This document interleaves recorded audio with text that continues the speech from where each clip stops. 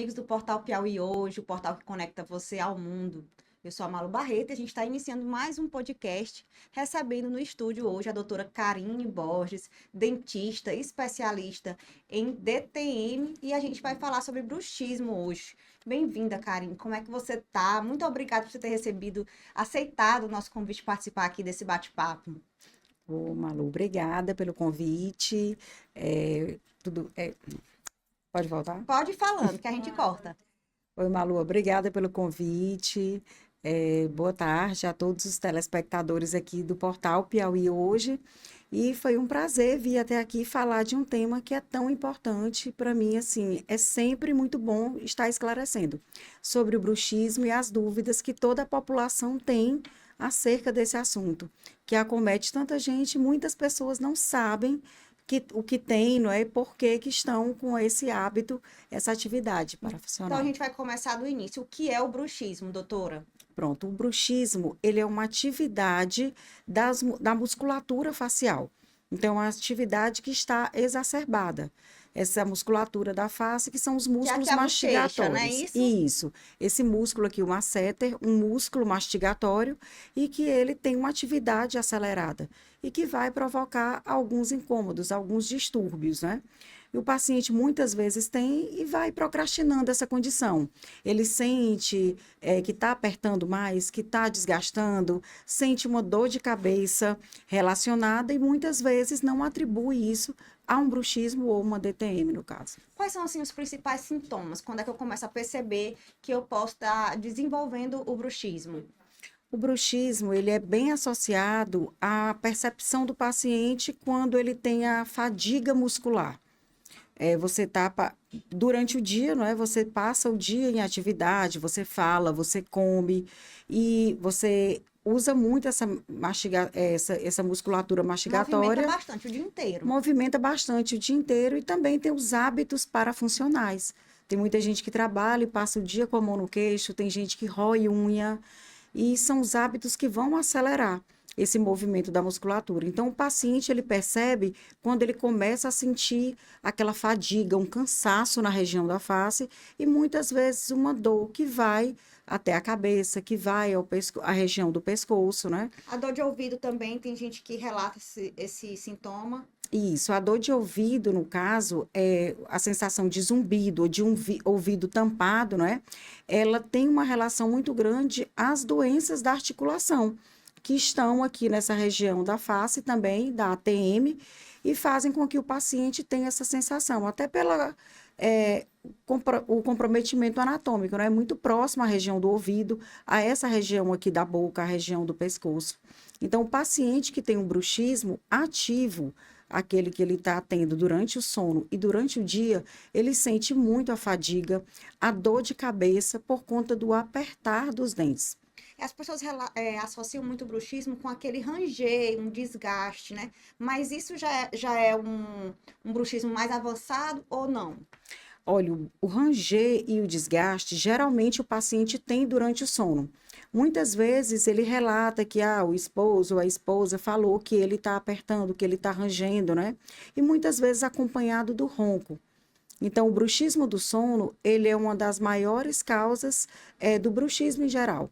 O paciente vai dormir durante o movimento, durante o sono, ele também está em movimento. Ele lateraliza essa região, ele aperta e muitas vezes ele faz algum barulho. Antigamente, a gente relacionava o bruxismo só ao desgaste de dente. E hoje não, a gente sabe que é uma atividade parafuncional e que o músculo está muito envolvido.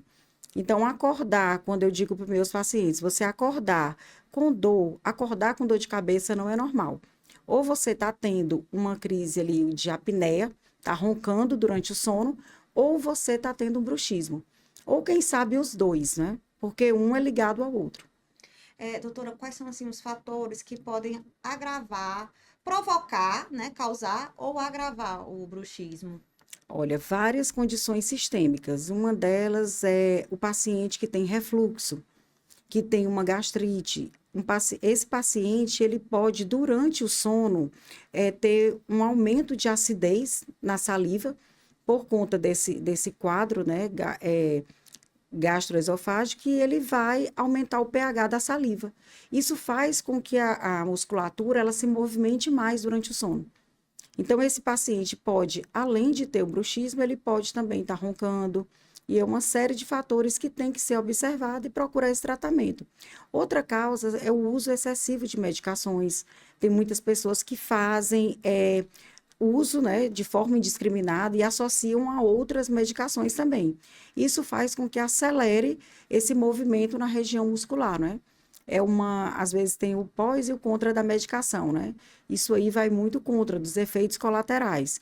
E um dos efeitos colaterais de várias medicações é o quadro de bruxismo aumentado. E a gente estava falando aqui um pouquinho antes sobre isso, da relação das medicações, que hoje existe um público maior que utiliza ansiolíticos, né? E o ansiolítico ele pode causar também o bruxismo. Pode aumentar. As medicações que elas são recaptoras da serotonina, são medicações que vão trabalhar com ansiedade, com estresse. Elas têm a sua indicação, uma boa indicação, claro, se o médico está indicando o paciente, ele tem que aceitar a prescrição e continuar utilizando as medicações. Mas tem que ter cuidado com a superdose, né? O paciente, às vezes, ele mesmo se autoprescreve. Ele não retorna ao médico, ele não fala as condições que estão acompanhando o uso daquelas medicações. E isso termina aumentando. Outras medicações que a gente tem estudado agora, são estudos recentes que mostram, são as medicações que vão trabalhar para o controle da diabetes e do ganho de peso. O Venvance, por exemplo, o Venvance não, as canetas Ozempic, não é? Aquela outra, o Mounjaro. E o Venvance também. Eu falei do Venvance porque eu vejo que um público hoje muito jovem, eles tomam essa medicação e se autoprescrevem, se denominam, eu tenho TDAH, eu vou tomar o Venvance, eu vou tomar Ritalina. E essas medicações, elas têm os efeitos colaterais. E, pasme, os pacientes associam às vezes, essas 3 medicações. É verdade, a gente estava, semana passada, a gente recebeu aqui um médico endocrinologista, o doutor André, e a gente falou exatamente isso, como as pessoas estão usando cada vez mais o Mounjaro, canetas emagrecedoras, Venvance, testosterona, né? Porque o bruxismo também tem esse fator hormonal, não é isso, doutora? O bruxismo nem tanto, mas as doenças da articulação. E é uma relação muito próxima, né? Quando a gente fala de doença nessa região da face, que é doença da articulação, muitos pacientes têm o bruxismo, ele acompanha, porque a atividade dessa musculatura, ela vai aumentando, né? Então, tem essa questão aí das medicações, o paciente, ele hoje em dia está meio que fazendo o sobreuso e vai aumentando. É uma contraindicação, um fator de piora, né? Doutora, como é que é feito o diagnóstico? O diagnóstico é feito a partir daquela anamnese, que é a consulta inicial. O paciente, ele tem essa queixa. O profissional é o dentista? O profissional que cuida disso é o dentista, é o especialista, no caso, em DTM. Porém, é um tratamento que a gente considera como multiprofissional. Então, vários especialistas atuam. No meu caso, hoje em dia, eu trabalho com os pacientes que têm o bruxismo ativo, né? Durante o sono, que a gente chama bruxismo do sono, e durante o dia da vigília. Então, eu vou acompanhar esse paciente, eu vou fazer a primeira consulta e ver de onde esse paciente vem. Se ele vem encaminhado do otorrino, se ele vem de um reumatologista, muitas vezes eu encaminho o paciente para o neuro, para o reumatologista, trabalho, às vezes, encaminhando para um fisioterapeuta, que vai trabalhar essa região aqui do pescoço, que é acometida pelo hábito, não é, então, de apertar. Tudo da primeira consulta. Tudo na primeira consulta. A primeira consulta, você faz uma análise, uma anamnese, para ver a circunstância, a situação daquele paciente. Isso, porque cada tratamento, Malu, é individualizado. O seu tratamento a gente porque, saber. Assim, a minha amiga tem, mas eu posso fazer outro tratamento. A indicação para mim vai ser uma outra coisa que não é a mesma que a dela. Isso, a sua eu posso fazer um tratamento que envolva medicação, que envolva um tratamento, um tratamento mais invasivo. O da outra pessoa não, já é um tratamento que a gente vai fazer outro tipo de prescrição, algo mais natural. Uma placa diferente. Hoje em dia nós temos as placas que controlam esse bruxismo, né? Tem a placa para o bruxismo, mas tem a placa do ronco e da apneia. Tem aparelhos que a gente vai utilizando em criança também, que é um público hoje que aumentou bastante Era isso que eu ia consideravelmente. perguntar. Tem idade, doutora, para você ter bruxismo? Porque antigamente parecia ser uma doença para pessoas mais velhas, né? Sim. Hoje, É, como é que hoje, tá aí, assim, o cenário? assim, não tem uma idade certa. Nós temos pacientes que são idosos, nós temos pacientes que estão na idade fértil, as mulheres, né, elas têm muito o quadro de bruxismo, elas têm mais acelerados, e hoje em dia é bem crescente em crianças. Porque hoje eu vejo que as crianças, elas têm muitos hábitos parafuncionais, elas já nascem, por exemplo, não tem muito estímulo da mastigação. E tem algumas que já têm um processo respiratório envolvido, criança que tem indicação de fazer cirurgia de adenoide, por exemplo, ela pode desenvolver mais o bruxismo do que as outras. Criança que tem refluxo. E, claro, também ansiedade. Hoje em dia a gente vive cercado por telas. As crianças, elas ficam muito ansiosas ali nas telas. Eu vejo na recepção dos hospitais que eu trabalho, toda criança com celular, com tablet. E isso gera uma ansiedade.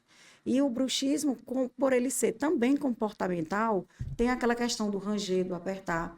E os pais se preocupam muito, né? Ah, meu filho está rangendo durante a noite, eu tenho que tratar com aparelho ortodôntico. Não, tem que fazer essa consulta para a gente poder também estar encaminhando. Hoje em dia eu encaminho muito crianças para um tratamento ortodôntico que não vai direto para o aparelho. Ele trabalha a função, que a gente chama ortopedia funcional, com fonoaudiólogos também, ortodontistas. Então, é um tratamento que envolve diversas áreas. É como você disse, é bem individualizado, né? É, Cada caso ele tem que ser analisado para ter um tratamento adequado e uma melhora, né? sim, No caso, eu estava falando aqui, uma amiga minha tem um filho de 6 anos, ele bebê assim, em 3 anos, ele já começou já com aquele desgaste mesmo do bruxismo. E ele é uma criança com TEA. Tem alguma relação com o bruxismo ou não? sim. O que a gente vem observando e vem também estudando, tem muitas publicações a respeito disso aí, é que as crianças que têm o transtorno do espectro autista, elas usam uma quantidade de medicações maiores. E às vezes elas têm uma dosagem que vai aumentando com o passar do tempo, diminuindo. E aquilo ali, junto com o quadro dele, né, que é às vezes muito agitado, a criança, ela vai fazer com que essas medicações vão fazer com que aumente esse movimento na região da face, na região desse músculo masseter. Então, é aquela coisa, o efeito colateral de várias medicações. E a criança com TEA, ela tem essa interação medicamentosa, né? O pai, às vezes, doutora, mas o meu filho, ele não usa medicação. Mas também tem o sistema nervoso central, que é um componente importantíssimo no bruxismo. Muita gente dizia assim, o bruxismo ele é só o estresse. Não é só o estresse, ele é uma associação de vários fatores. E a criança com o transtorno do espectro autista, ela tem vários fatores ali também que vão levar a esse aumento. Doutora, essa situação, essa condição do bruxismo, ela está realmente ligada ao emocional, ao psicológico do paciente? Tem essa ligação direta ou não? Qualquer pessoa pode ter, qualquer idade, porque assim, esse músculo, né, que é, que é da mastigação, que é que da fala, a gente usa o tempo inteiro, né? Então, já tem um desgaste natural, mas alguns momentos do dia a gente aperta mais, ou enfim, até durante o sono, involuntariamente. Treinando também, a gente vai colocar força na academia, né? A gente acaba sempre um pouco travando um pouco mais essa musculatura da face. Qualquer pessoa pode ter ou está ligado só ao emocional, sim, maior parte dos casos. Foi boa essa pergunta, eu adorei, porque o bruxismo ele é uma condição central. Então, ele é relacionado ao sistema nervoso central. Então, o sistema nervoso central, ele vai controlar as nossas emoções. Claro que se a pessoa tem algum problema, ela está com algum problema, seja de saúde ou um problema familiar, ela vai ter aquele estresse, ela vai tensionar mais algumas regiões próximas a articulações. E essa articulação, ela é muito utilizada. Então, o paciente, ele pode desenvolver um maior quadro de bruxismo quando ele está realmente tenso, quando tem algum problema emocional envolvido. Aí pode ser uma situação isolada, tipo, eu tô enfrentando um luto, né? Um sofrimento grande e tal. E aí eu desenvolvo ali. por aquele período o bruxismo. Mas aí depois ele pode trazer consequências, né? Isso se não for tratado, que seria a dor. Explica um pouquinho para quem está assistindo a gente entender que pode acontecer de forma pontual, eu posso desenvolver, né, isso, o bruxismo, num momento de tensão, de ansiedade, um período difícil que a gente está passando, e depois não ter mais. O que acontece se não for tratado? Como é? Porque existe o bruxismo, que é o primário e secundário, né? Então, quando você já tem uma predisposição para ter o bruxismo, seja por questões sistêmicas, você faz uso de várias medicações, diminui a quantidade de saliva, você aumenta a atividade muscular, isso é um dos fatores que você já tem mais uma indicação para ter aquele bruxismo, você vai ter uma predisposição. Mas tem casos que são pontuais, como você falou, do estresse, eu estou passando por um luto, por uma separação, mas eu já poderia ter uma predisposição para ter alguma doença ali articular, para ter algum tipo de dor de cabeça, cefaleia, e o bruxismo, ele é como se fosse um impostor. Ele vai ali naquele momento e ele vai estar acelerando a atividade muscular. Então, por isso que quando eu atendo o paciente na primeira vez, eu quero saber dessa vida dele, o que ele faz, por que ele aumentou aquele quadro, né? Tanto da dor na face, quanto do bruxismo, as medicações e o cuidado no tratamento. Tem pessoas que já chegam, eu vou fazer um botox para melhorar o bruxismo. Então, cuidado, que isso aí pode ser uma lenda.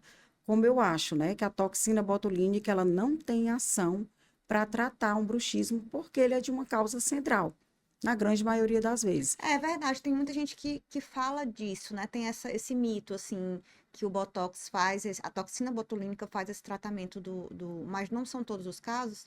Não, a toxina ela tem uma ação muito boa para algum tipo de cefaleia, como uma tensional, por exemplo. Porque ela paralisa o músculo, não é isso? Paralisa. E eu não quero, por exemplo, quem trabalha com articulação, quem trabalha com dor, quer que o paciente tenha um movimento na boca, que ele abra a boca, que ele coma um hambúrguer, que ele coma bem, que ele consiga mastigar. A toxina, ela tem uma indicação para o paciente que eu quero diminuir aquela atividade. Por exemplo, um paciente que tenha mal de Parkinson, um paciente que tem uma atividade que a gente vai diminuir. São casos específicos, né? Casos específicos. Então, assim, para que eu vou tirar a força de um músculo que eu posso controlar com outros tratamentos mais em conta? Então, a toxina, uma aplicação é muito cara e ela pode não ter um efeito, pode ter até um efeito colateral ruim, que é diminuir a força dessa musculatura e criar processo degenerativo nesses ossos da face. Então, a gente tem que ter todo um cuidado para estar indicando, saber indicar e sempre começar do tratamento mais conservador possível. Gente, eu estou recebendo aqui no estúdio do Portal Piauí hoje a doutora Karine Borges, dentista, especialista em DTM, que é a dor temporomandibular. Esse é o nome mesmo, né, doutora Karine? Disfunção, não é? Temporomandibular, que é a dor na região da articulação É a da face. disfunção temporomandibular. É um assunto, assim, que muita gente tem dúvida. Eu acho o bruxismo e esse tipo de dor aqui da articulação um assunto bem complexo e amplo, né? Dá pra gente falar muitas coisas. E também eu percebo que existem poucos profissionais especializados nisso, né? É importante, doutora, ter esse diagnóstico preciso com um profissional que seja dessa área, né? Especialista, Isso, o especialista. no caso, né? Aqui em Teresina eu percebo que tem poucos. Inclusive, eu dou aula, né, e fico falando para os meus alunos, vocês têm que fazer uma especialização nessa área de ATM, estudar as disfunções, estudar essa parte de medicação, desse tratamento que abrange tantas outras especialidades, né? Então, assim, as pessoas agora, depois da pandemia, teve um boom, o aumento dos casos, e isso fez com que os profissionais que trabalham com isso fossem mais visualizados. A pandemia alterou muito a vida das pessoas, né, doutora? Qualidade do sono, as pessoas estavam perdendo emprego, perdendo os familiares, elas tinham uma condição do sistema nervoso mais afetada, elas não dormiam bem. Eu não vou trabalhar no outro dia, estava isolado, comia mais, comia mal, dormia mal, não praticavam atividade física, que isso tudo é muito relacionado ao bruxismo também, ao aumento dos casos, à qualidade de vida. Doutora, e quais são, assim, as consequências de não tratar o bruxismo? O que é que pode acontecer? A consequência de não tratar é você estar fazendo com que ele vá piorar. Então, essa condição, ela pode ficar pior, porque ela vai estar envolvendo, você vê que ela é bem relacionada a quadros de cefaleia, então a pessoa pode aumentar aqueles quadros de dor de cabeça, a pessoa pode ter muita dor na região do pescoço, da cervical, aumentar. E isso vai debilitando. Quando você sente dor, muitas vezes a pessoa sente que tem o bruxismo, a parafunção do músculo, mas não tem a dor. E ele pode aumentar e fazer com que o paciente venha a ter dor. E a dor, ela vai lhe tirar das suas atividades, das suas funções, que é o que a gente quer ao contrário, né? Que é devolver a qualidade de vida a esse paciente.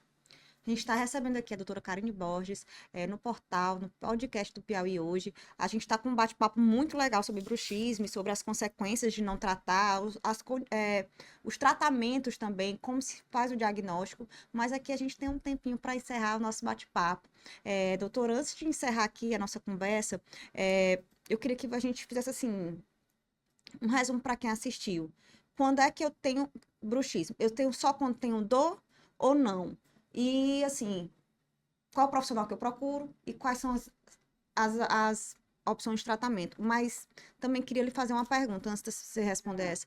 Tem algum caso que lhe marcou mais, assim, qual foi a pior condição de paciente que você já recebeu, assim, que demorou muito para tratar o bruxismo? Então, a primeira pergunta respondendo se o bruxismo ele está associado diretamente à dor, não é? Nem sempre.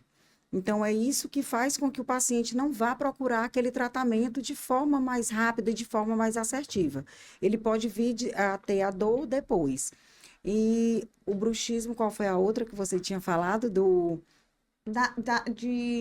Quais as consequências de não tratar? Não, isso você já respondeu, né? Um caso assim, que você recorda agora, de que lhe chamou mais atenção, da condição estar bem severo, o paciente ter demorado bastante para procurar um tratamento adequado e... Olha, são vários casos, mas um que tinha me chamado bastante atenção foi de pacientes que tinham síndrome, chamada síndrome de Eagle, que é uma síndrome rara.